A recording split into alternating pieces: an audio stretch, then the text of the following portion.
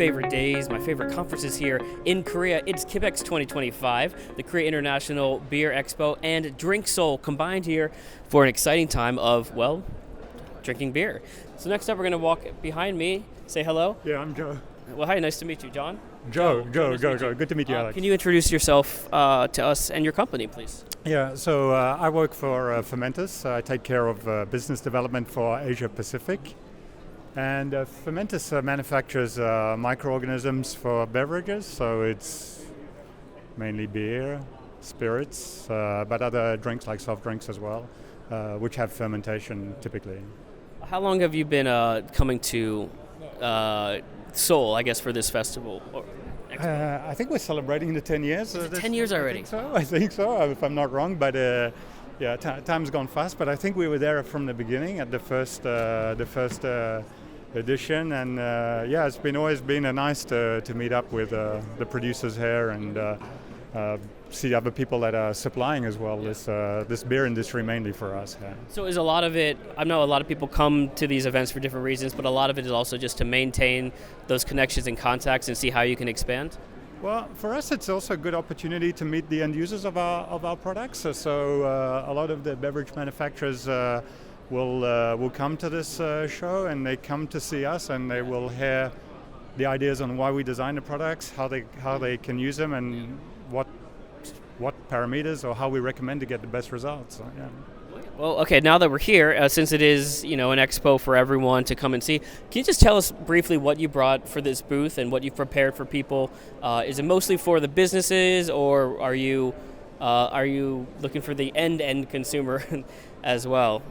Yeah, what we're trying to feature here is some of the new products that we have developed. So can you tell us about a few of those? Yeah, so there's some products where we're trying to actually develop like new yeast which will deliver more flavors.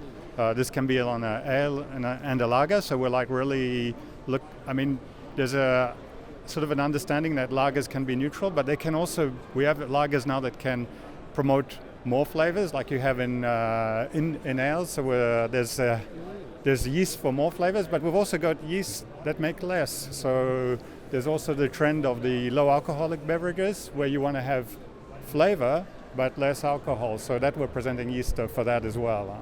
Those are both two trends I actually have been very interested in, mostly because I liked lager, and then I got bored because they're very similar. But I mean, you're telling me there's more flavors you can pull out of that.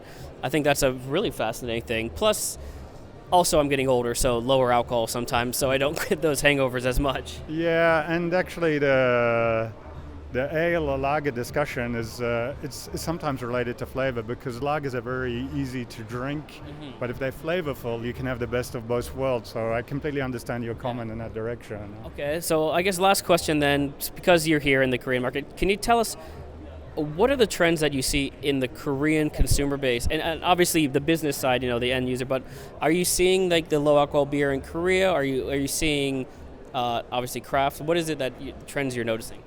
Well, actually I'm a little bit here more to learn about. That's fair. I'm sorry. About Korean, so I'm probably not the best person to talk about the trends in Korea, but it could be that they're looking for more flavorful lagers. I think that's kind of a global trend we see, and the low alc is also very much a global trend that we are certainly looking at, and it can accelerate and sometimes have slowdowns, but I think that will be there to stay. That's a sort of more general comment I can make it from my position. I'll tell you what, that sounds very similar to Korea, especially the low beer. I noticed it this year in the markets and in the convenience stores as well. The low alcohol beers, they had non-alc, and then they're kind of going to that balance point where they're looking for that 3 to 4% beer as well. Okay. But anyway, you're going to find out a lot this week, and so are we. Joe, thank you so much for talking with us. Thanks, Alex, and also for the insight. It was great. Huh?